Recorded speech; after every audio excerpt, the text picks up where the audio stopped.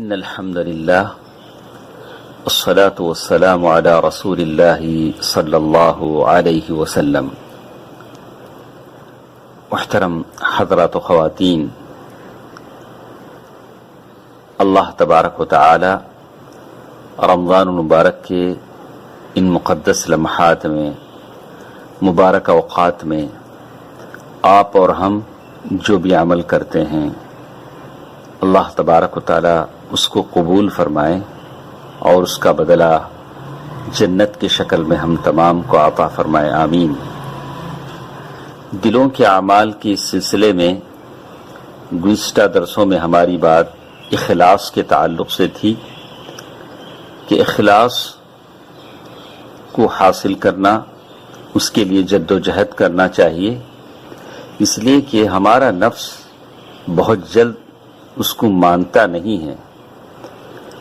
اسی کے ساتھ ساتھ ہمارے ساتھ کچھ اور بھی باتوں کا ذکر ہے۔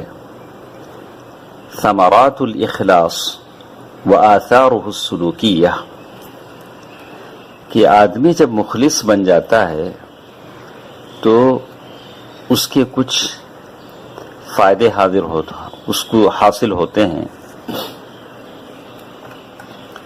اور اخلاص کے فائدے اور اس کی نشانیاں اس کی زندگی پر مرتب ہوتے ہیں۔ تو ان میں سے کچھ فائدے ہیں جو آدمی کو دنیا میں مل جاتے ہیں۔ آدمی اگر مخلص ہوتا ہے تو کچھ فائدے ایسے ہیں اخلاص کے، اس کے ثمرات، اس کے فوائد، اس کے فائدے اس کو دنیا میں مل جاتے ہیں، اور اخلاص کے کچھ فائدے ایسے ہیں جو اسے آخرت میں حاصل ہوتے ہیں۔ اور اس سلسلے میں جو دنیا میں حاصل ہونے والے فائدے ہیں وہ بہت زیادہ ہیں، اور اس میں سب سے پہلی یہ ہے کہ آدمی جب مخلص بن جاتا ہے، اور اخلاص جو اللہ تبارک و تعالیٰ کے پاس اصل چیز ہے جس کو اللہ تبارک و تعالیٰ قبول کرتے ہیں، اور یہ تقوی کا لباس ہے، وہ آدمی کا اخلاص ہے۔ یہاں تک ہے کہ کوئی بھی مباح عمل، آپ کی اور میری عادتیں، اگر اس کے لیے آپ کی نیت اچھی ہوتی ہے تو وہ عادت عبادت بن جاتی ہے۔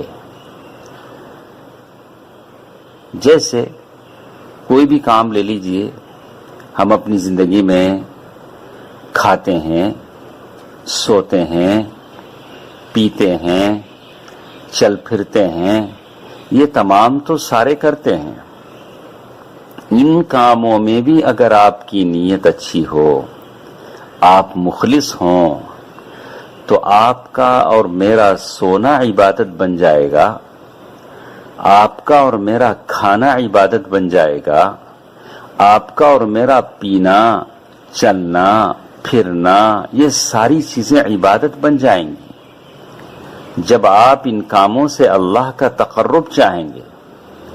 یعنی ہم یہ سوچیں کہ میں کچھ دیر سو جاؤں تاکہ سستا لوں تو جی بھر کر نماز پڑھوں، کچھ دیر آرام کر لوں تاکہ بدن آرام پالے تو رات بھر قیام اللیل کروں۔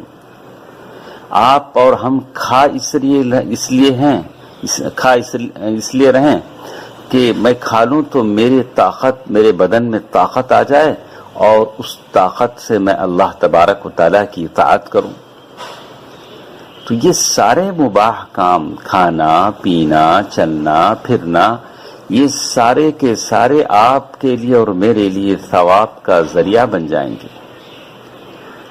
اسی لیے سلف کے نقولات میں سے آتا ہے، ان کی باتوں میں آتا ہے، زبید الیامی رحمہ اللہ ان کے بارے میں کہتے ہیں، انہوں نے کہا، یسرنی ان یکون لی فی کل شیء نیہ حتی فی الاکل والنوم، مجھے اس بات سے خوشی ہوتی ہے، مجھے بات اچھی لگتی ہے کہ میرے ہر عمل میں نیت شامل ہو یہاں تک کہ کھانے اور سونے میں بھی نیت ہو تاکہ اللہ تبارک و تعالی اس کا ثواب بھی مجھے عطا فرمائے۔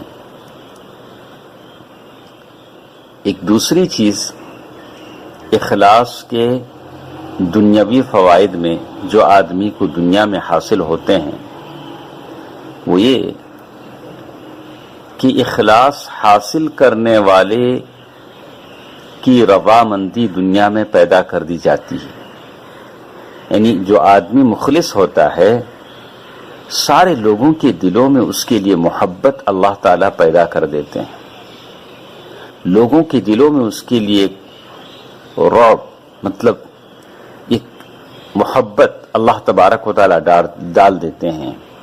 ابن قیم رحمہ اللہ فرماتے ہیں وَقَدْ جَرَتْ عَادَةُ اللَّهِ الَّتِي لَا تُبَدَّلْ وَسُنَّةُ اللَّهِ الَّتِي لَا تُحَوِّلْ۔ اللہ تبارک و تعالیٰ کا یہ قانون ہے، اللہ تبارک و تعالیٰ کا یہ طریقہ ہے جو بدلا نہیں جاتا، وہ یہ کہ مخلص آدمی کو نور اور محبت، مخلص آدمی کے لیے نور اور محبت ایک طرح کا اس کا خوف لوگوں کے دلوں میں پیدا کر دیا جاتا ہے اور لوگ اس کے قریب آتے ہیں اور لوگوں کے دلوں میں اس کے تعلق سے اللہ تبارک و تعالی محبت پیدا کر دیتے ہیں۔ یہ اس کی اخلاص اور اس کی نیت کے حساب سے ہوتا ہے، اور جیسے کچھ وہ اللہ تبارک و تعالیٰ سے اپنا تعلق بنائے رکھتا ہے اس حساب سے اللہ تبارک و تعالیٰ لوگوں کے دلوں میں اس کی رضامندی کو پیدا کر دیتے ہیں۔ اور اسی طرح جو شخص لوگوں کے دکھاوے کے لیے کام کرتا ہے اللہ تبارک و تعالیٰ اس کے تعلق سے لوگوں کے دلوں میں ناراضگی، بغض اور ذلت ڈال دیتے ہیں۔ یہی اس ریاکار کے لائق ہے۔ تو اسی لیے کہتے ہیں فَمَنْ كَانَ مِنْ أَصْحَابِ الْإِخْلَاصِ فَإِنَّ اللَّهَ يَجْعَلُ لَهُ فِي عَمَلِهِ الْقُبُولِ وَيُعُمُّهُ بِالْخَيْرِ وَالْبَرَكَةِ۔ جو شخص مخلصین میں سے ہوتا ہے اللہ تبارک و تعالی اس کے عمل میں مقبولیت پیدا کر دیتے ہیں اور اس کے خیر اور برکت کو عام کر دیتے ہیں۔ جو بھی کرتا ہے اس میں خیر ہوتا ہے، جس کام میں بھی وہ ہاتھ ڈالتا ہے اس میں برکت ہوتی ہے۔ حمدون بن احمد القصار سے کہا گیا کہ بھائی کیا بات ہے کہ ہم سے پہلے جو لوگ تھے ان کی باتوں میں بڑی تاثیر تھی، آج ہمارے باتوں میں وہ تاثیر نہیں ہے۔ ہم دیکھ رہے ہیں کہ بہت آج لوگ بولتے ہیں، ہم بولتے ہیں، دوسرے بولتے ہیں، بولنے والے بہت ہیں۔